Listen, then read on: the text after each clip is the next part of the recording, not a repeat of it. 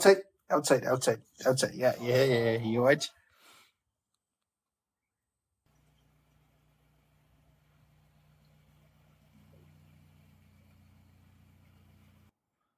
One bedroom house, cottage style, tiny house, something like that. Good afternoon. Welcome back. We're finally going to show you the cottage we've rented here in Khao Lak. This video is a little overdue. I thought I would be recording it the day we moved in or a couple days after, but we have been here for almost 3 weeks already. We've just been very busy getting to know Khao Lak, busy in a good way, in a fun way, enjoying it, enjoying being here, checking out all the different beaches, getting to know some people, making some friends, and finding a long-term place, which we have. So I'll give you a little update on that, on the bigger place that we're moving to. We've already spent 3 weeks here, one more to go in our one-bedroom cottage, and I'll give you the video tour today. So I'll show you around and give you an update on what we're up to. Outside, outside, outside. Yeah, yeah, yeah. You watch. You can have it. You can have it. There we go. Oh, you want more? Okay. But he didn't eat that one. Yeah, you could eat it. You want all of them? Okay, you can have them all. Good boy. I'm not sure he wants them. He wanted to give you paws. Oh. He'll eat them. Oh, okay. Good boy. Good boy. Can I step over you? Don't worry. I won't take your snacks.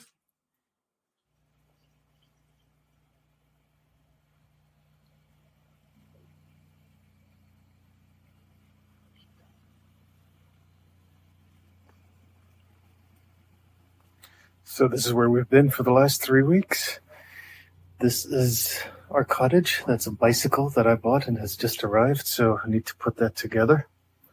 Beautiful surroundings. The reason this is here is that some chicken come and poop on our porch daily, and that has helped keep them out. All right, now we're inside, and here's a little look around the house.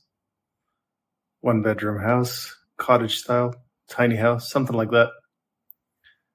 The TV used to actually hang over there, but we managed to put it down, which has been much better for our necks. And got a little chill out area, got this wooden sofa, which is very common here to have these solid wood sofas, which aren't very comfortable, so you got to put some cushions, which we bought and ordered online. Makes it a lot more comfortable. Got these half-frosted windows to have a little privacy between you and the neighbors. There still is a bit of space, so there's a good amount of space. And yeah, let's look around. We got this kitchen area with this long bar that doubles up as a work area. Got this bench for sitting and eating. Got all the appliances. It's a pretty well-stocked place for being such a small place. Got our fridge. All kinds of bananas, different levels of ripeness. We've been having a lot of banana shakes here. Even a washing machine. This is the smallest washing machine I've ever seen. Never seen anything this small. But very happy to have it. Better a small washing machine than none at all. Does the job.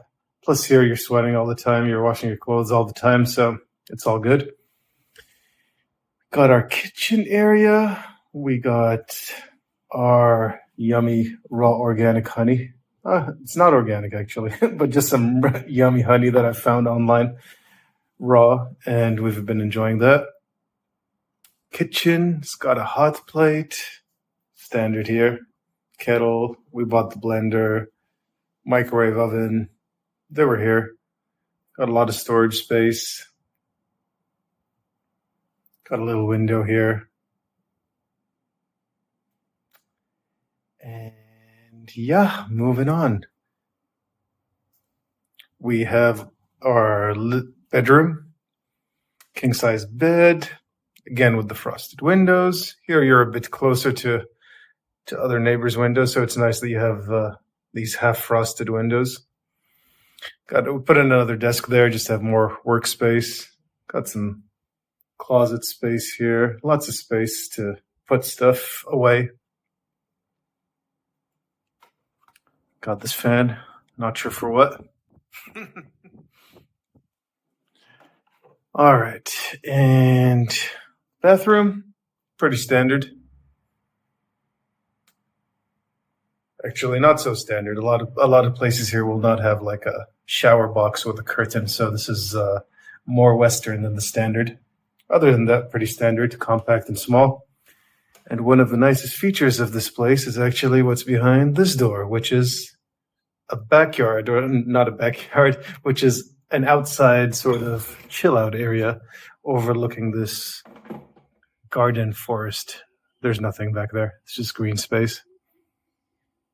Here's another neighboring house, empty for the moment, low season, rainy season. And you've got this nice little chill out area to have your morning coffee, have breakfast, stretch if you want, put out your yoga mat.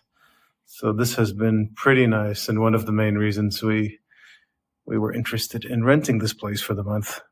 So even though it's been pretty small, you can see everything in just a little 360 rotation. Here's the kitchen, living, entrance, TV, bedroom, bathroom, outside. So it is really compact, but it really did have everything we need for this 1 month. And we are moving in less than a week to our new place, which is going to be significantly bigger.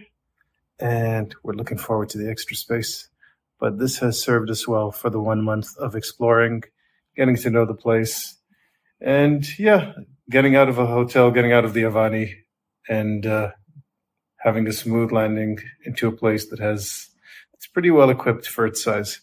So this has been a very nice place for us. So how we found this place. Before moving to Khao Lak, we were still in Hawaii, and we went on Facebook, on Marketplace, and changed our location to Khao Lak. You just can choose a different location if you haven't done that before. Check it out before going somewhere new. Put your new location and check out Marketplace. And that's what we did. And we saw one woman had posted a group of bungalows that she had built and developed and was looking for long-term tenants. We messaged her, and they were all full. They were all sold out, actually. But she was in touch with a few owners of, basically acts as a real estate agent, and she had a few listings. So when we got here, we got in touch with her. We met up, saw a couple of options, and we ended up going with this one. Basically, we were looking for a place for a couple of weeks, potentially. A lot of the nightly rates were about like 1,000 baht a night, which is about $28.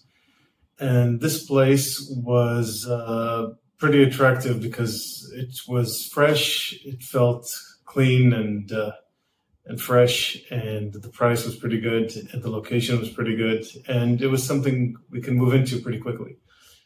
We ended up renting for 1 month, and the price was about 15,000 baht for that month, plus electric. 15,000 baht is about $400. And if you do longer, obviously it's less. If you go for a full year, then it can be as low as 10,000 baht. These kind of places go for something similar to our place. And we managed to move from our hotel into this nice little comfortable bungalow for 1 month pretty easily. There aren't a lot of real estate agents. So the woman we met, we ended up hanging out with her later, her and her partner. She's one of the few agents in Khao Lak. The real estate market is not as big as it is in other places. So you do have to fish around a bit. I mean, this is very apparent when you go on Marketplace. There's literally 2 listings for rentals. So you do have to look around a bit, but there are a lot of bungalows. There is a lot of availability. I'm surprised that a lot of people don't actually list their listings on Facebook. I think a lot of the places here, a lot of the bungalows rely on return customers. There's bungalows where they have the same customer coming every season being around October, for a few months for the past 10 years and then have booked it forward for the next 10 years. So it is a pretty unique kind of real estate market. In this season, you have a lot of availability, so it's pretty easy to find a place right now. Where we are, there's about 6 bungalows, but right now there's only us and 2 other that are occupied. And you have 3 that have been available this entire period that we've been here. So it is quite a seasonal place. You do have a lot of availability during low season. But when we did go and try to look for a longer term place and something that's bigger than 1 bedroom, then it does become a bit tricky. A lot of places will tell you you can have it until October. You can have it until November. Well, yeah, what are we going to do in November? Try to find another place in high season, at the peak of high season? That doesn't work. So you still find places. You do have to look in unconventional ways. You do have to ask people. You do have to meet up with, just ask whoever you meet. And there are a lot of places that are not online that you'll just find. If you see a bungalow you like, if you see something that looks vacant, ask the neighbors, ask whoever's around. And yeah, I'd say that's probably the best way to find something here. Our place was called Khao Lak Chill Out. If you are interested in it, I'll leave the Google Maps link in the description for this video. You can check it out if you're interested in coming here for a shorter period. It's quite ideal, and you can book with them directly if you message them. And I'd recommend it for a 1 month stay. 1 month, maximum 2 months, especially if you're one person, then yeah, you could have this for longer term. If you're a couple, you probably want something bigger eventually down the line, especially if you're both working from home, then it gets a bit tight in here. And now it's been 4 weeks since we've come to Khao Lak, so almost a full month that we've been here. Really enjoyed it. Coming here, we did know that there will be more limited sort of activities and meetups than we're used to in other places, just because the place is much smaller.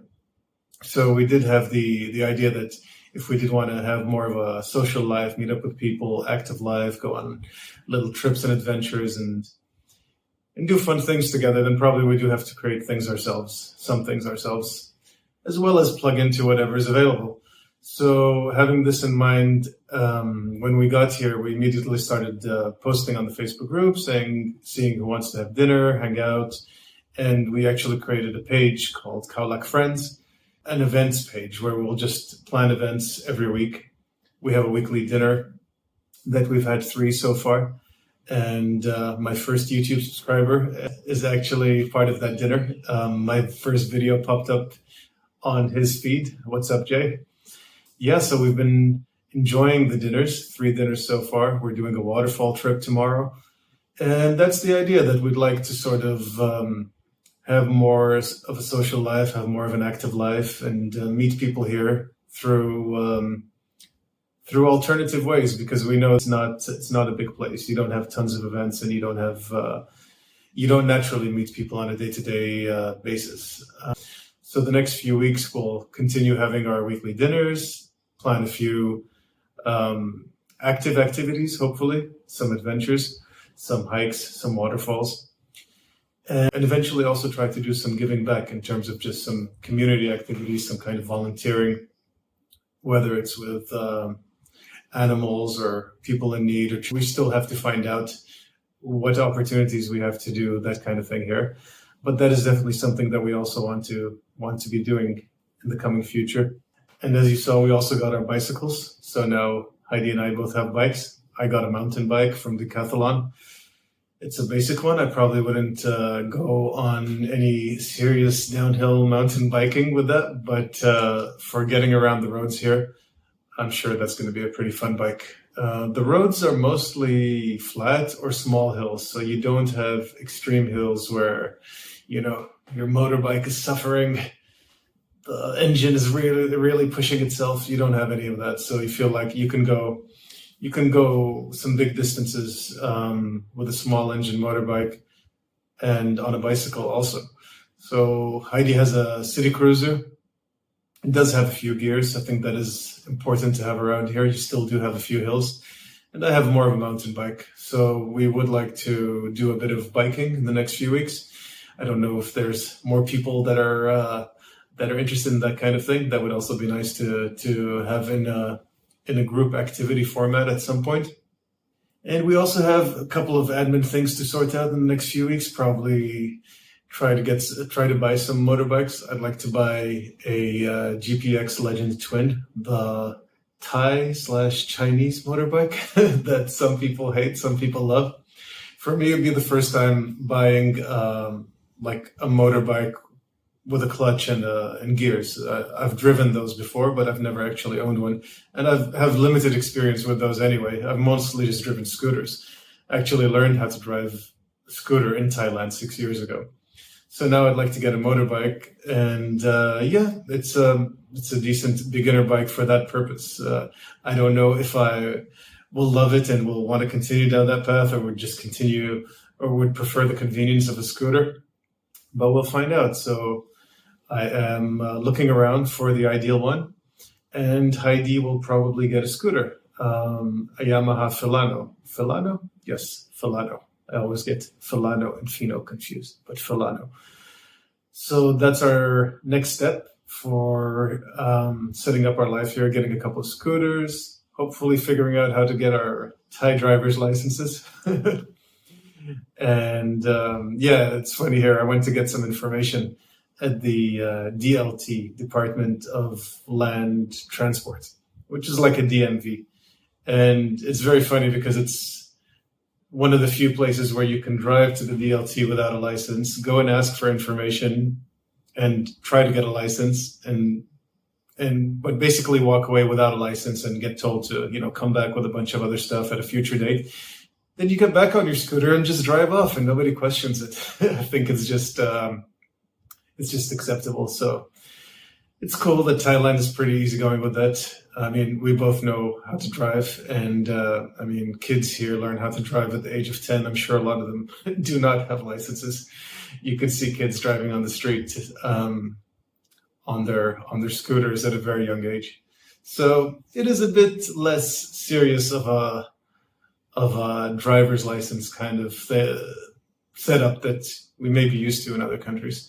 So that'll be the focus of the next few weeks. Move into our new house, which is fully furnished, but we probably still want to change quite a few things, get a few things. So set up our house there, set up our new house, sort out a bunch of admin things related to driver's license, bank accounts. Hopefully buy a couple of motorbikes, a motorbike and a scooter in the next few weeks. And of course, keep going with Khao Lak Friends, continue with our weekly dinners, try to include a nature activity once in a while, once a week, once every other week. That would be nice. And also get into the volunteering part to try to put together a group of people to just go once a week and do something beneficial for other people. So if you have any ideas regarding any of these things, do let us know. If you are around, then do join Khao Lak Friends. I'll link it in the description. We post all our events there. We also post them on the Facebook groups that are here in Khao Lak, such as Khao Lak and surrounding areas, Khao Lak community. These are big Facebook groups. And we post the events from our page on those Facebook groups as well. But if you are passing by through Khao Lak, everyone's welcome. You don't have to live here. It's not just for residents or expats. If you're a tourist, if you're here for a day, if you're a slow traveler, you're here for a month or two. If you just happen to be passing by, you got lost and ended up here somehow, just check out the group. We have something going on probably for sure every week, at least a dinner, and hopefully more than once a week. If you have any ideas related to any of this, whatever ideas you have on anything we mentioned, comment, let us know. Check out the Facebook page. Let us know if you're around. Join the events. See you later. Bye-bye.